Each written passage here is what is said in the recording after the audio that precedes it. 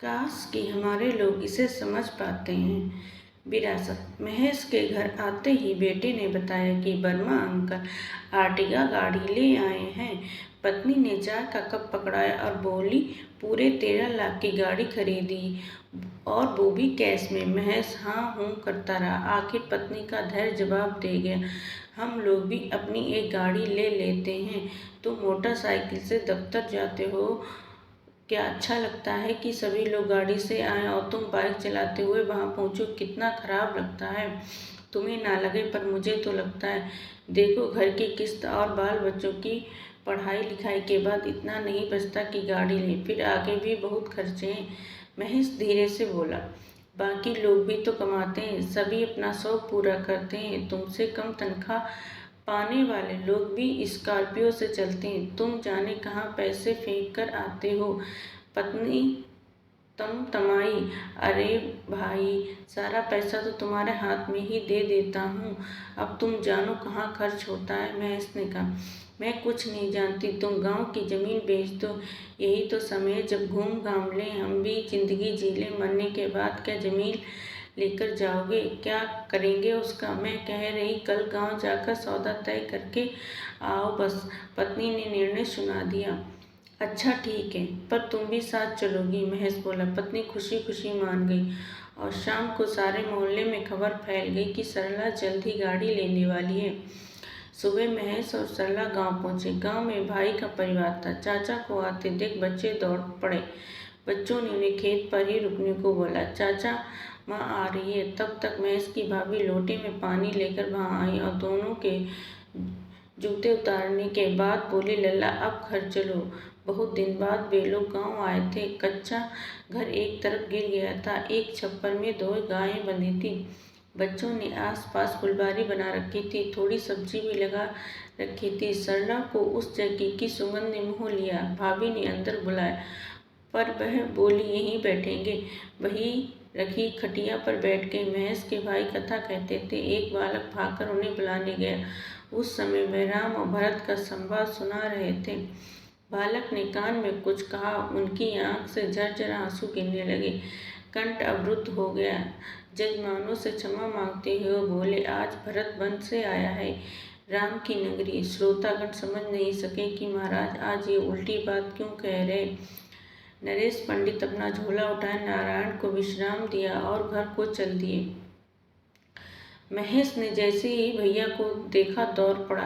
पंडित जी के हाथ से झोला छूट गया। भाई को अंकवार में भर लिए। दोनों भाइयों इस तरह लिपट कर रोते देखना सरला के लिए अनोखा था। उसकी भी आंखें नम हो गई।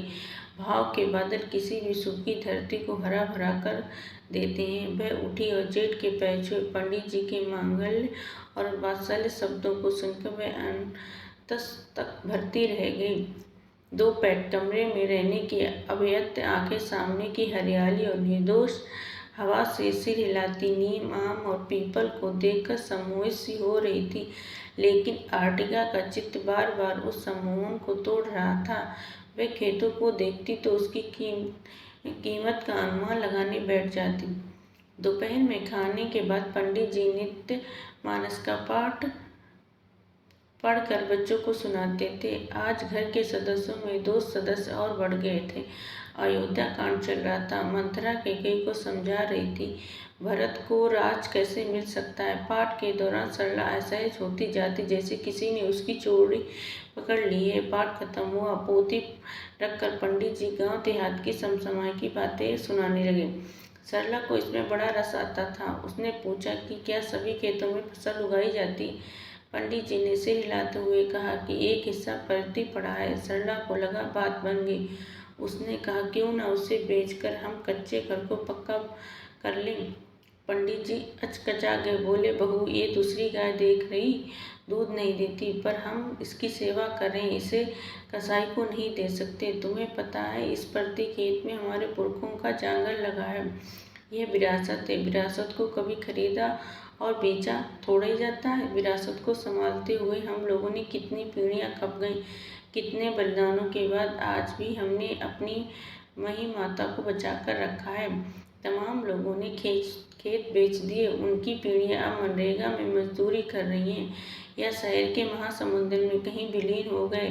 तुम अपनी जमीन पर बैठी हो, इन खेतों की रानी हो। इन खेतों की सेवा ठीक से हो तो देखो कैसे माता मिट्टी से सोना देती है। शहर में जो हर लगा है बेटा, वो सब कुछ हरने पर तुला है।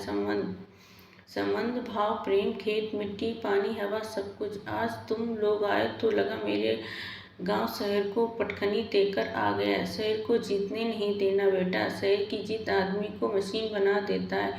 हम लोग रामायण पढ़ने वाले लोग हैं, जहाँ भगवान राम सोने की लंका को जीतने के बाद भी उसे तज कर वापस अयोध्या ही आते हैं। अपनी माटी को शहर से भी बढ़कर मानते हैं। तब तक अंदर से भाभी आई, उसे अंदर ले गई। कच्चे घर का तापमान ठंडा था, उसकी मिट्टी की दीवारों से उठती खुशबू सरला को अच्छी लग रही थी। भाभी ने एक पोटली सरला के सामने रख दी और बोली, मुझे लल्ला ने बता दिया था, इसे ले लो। देखो इससे कार आ जाए तो ठीक, नहीं तो हम इनमें से कहेंगे कि खेत बेच दें।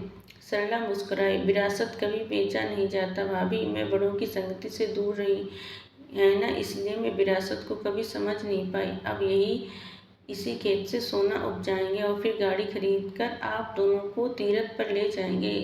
कहते हुए सरला रो पड़ी। क्षमा करना भाभी, दोनों बहनें रोने लगीं। बरसों बरस की कालिक धुल गई। अगले दिन जब महेश और सरला जाने को हुए तो उसने अपने पति से कहा, सुनो, मैंने कुछ पैसे गाड़ी के डाउन पेमेंट के लिए जमा किए थे। उससे पलती पड़े खेत पर अच्छे से खेती करवाई। अगली बार उसी फसल से हम एक छोटी सी कार लेंगे और भैया भाभी के साथ हरिद्वार चलेंगे। शहर हार गया, जाने कितने बरस बाद गांव अपनी विरासत को मिले इस मान सम्मान पर गर्वित हो उठा था।